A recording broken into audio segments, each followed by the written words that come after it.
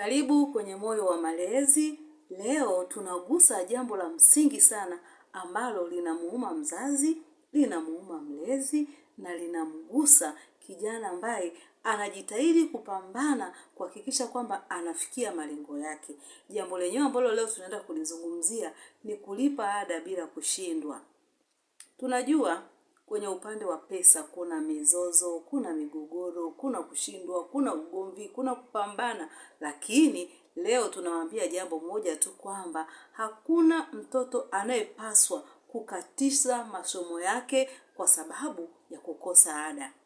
Leo kwenye Moyo wa Malezi tutazungumzia hoja 5 za kina ambazo zitakusaidia wewe mzazi, wewe mlezi au wewe kijana unayepambana kuhakikisha unatimiza ndoto zako kulipa ada bila kushindwa. Mimi ninaitwa Muhere Madam. Kama bado haujasubscribe kwenye chaneli yetu ya Moyo wa Malezi, karibu ufanye hivyo sasa hivi kwa sababu tunakuletea maarifa sahihi kabisa kwa ajili ya familia, kwa ajili ya jamii nzima.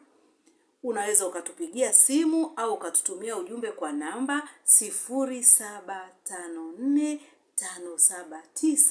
0754579224. Karibu na tuanze.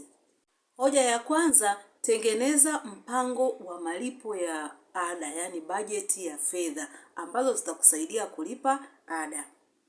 Ndugu mzazi, ndugu mlezi, inapofika mwezi Disemba, unatakiwa utengeneze mpango. Yaani unatengeneza bajeti kulingana na kipato chako. Unaanza sasa kwamba Januari lazima natakiwa nilipe ada. Kama kuanzia Januari natakiwa nilipe ada, je, ada ya mtoto wangu au watoto wangu ni shilingi ngapi kwa mwaka mzima? Unaigawa ile ada kwenye mafungu. Yaani unaweza kaigawa kulingana na kwa mwezi mzima, yani kuanzia mwezi mmoja mpaka miezi 12. Unapanga kwamba kila mwezi utaweka shilingi ngapi kwa ajili ya ada ya mtoto wako. Inapofikia tu ule muda, unachukua kile kiwango ambacho ulichokuwa umeweka, unaenda kulipa bila shida yoyote. Kwa hiyo angalia kwamba unatakiwa kulipa shilingi ngapi kwa mwaka mzima na uzigawe katika vipande vidogo vidogo kwa kuziwekea budget. Hapo hautashindwa kulipa ada. Maana yake itakuwa ikifika ule muda unakuta kile kipato unacho. Kwa hiyo lazima uangalie kama unaanza kulipa ada Januari, anza kupanga mapema. Yaani inapofika Januari unakuwa tayari ada ya kuanzia unayo. Hivyo inakusaidia kulipa bila kushindwa. Hoja ya pili, anza akiba mapema na kwa kidogo kidogo. Ndugu mzazi, ndugu mlezi, hakuna pesa kidogo. Shilingi 500, shilingi 1000, shilingi 2000 na kuendelea. Unaweza ukajitengenezea utaratibu na ukawa kila siku unaweka kiwango kidogo kidogo cha pesa. Hizo pesa unazokuwa unaweka sasa zinakuwa ni pesa za ada. Hizo pesa zisiingiliane na matumizi kabisa ya nyumbani. Yaani utakapokuwa umeanza kama ni hicho kiwango cha ada, basi kitambulike na kifahamike kwamba hicho kidogo kidogo ambacho wewe mzazi unaweka ni shilingi ngapi. Basi unakuwa na hayo malengo yako na unakuwa unaweka kidogo kidogo. Yaani pesa za ada zinakuwa tofauti, pesa za mahitaji ya nyumbani zinakuwa tofauti. Kwa hiyo zinakuwa viingiliani. Hapo unakuwa hauwezi kushindwa. Hoja ya tatu, tumia vipato vidogo vile vya kando. Hii tunaita side hustle. Hakuna mtu ambaye amewahi kushindwa kama mtu ambaye anakuwa ana kipato cha ziada. Tengeneza kipato cha ziada. Tofauti na kile kitu ambacho unakifanya kila siku au ile kazi ambayo unaifanya kila siku. Una uwezo wa kutengeneza kipato cha ziada. Unaweza kujiunga au kutafuta kazi za ziada, biashara ndogo ndogo za mtandaoni, biashara ndogo ndogo unaweza kuzifanya tu ambazo unaweza kuwa unauzia watu bidhaa. Tafuta kitu ambacho kitakuingizia kipato cha ziada. Hapo itakuwa imekusaidia sana wewe kwenye mambo ya kulipa ada bila kushindwa. Hoja namba 4, jadili mpango wa malipo na shule. Mara nyingi, shule nyingi, uongozi wa shule huwa ni watu ambao wanasikiliza. Kwa hiyo, wewe kama mzazi, usione aibu.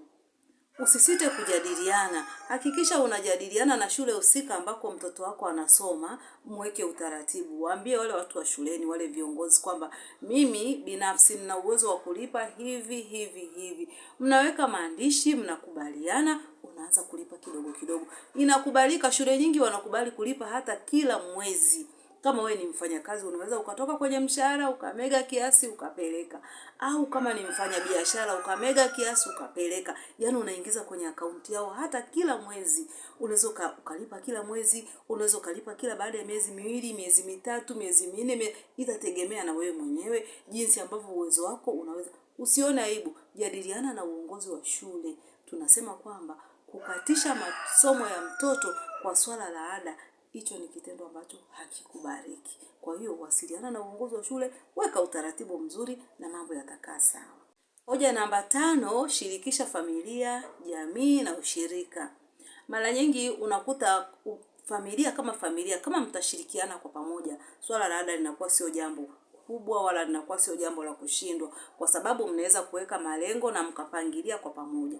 Kama pia una ushirika, kuna watu ambao unafanya nao ushirika, labda mko katika vikundi, vikoba, umoja, waambie na weka kabisa utaratibu kwamba mimi nitalipa ada mwezi fulani. Kwa hiyo ule mwezi utakapofika, inakuwa hakuna tena mambo ya kuchingana, inakuwa ni mambo ya kusaidiana.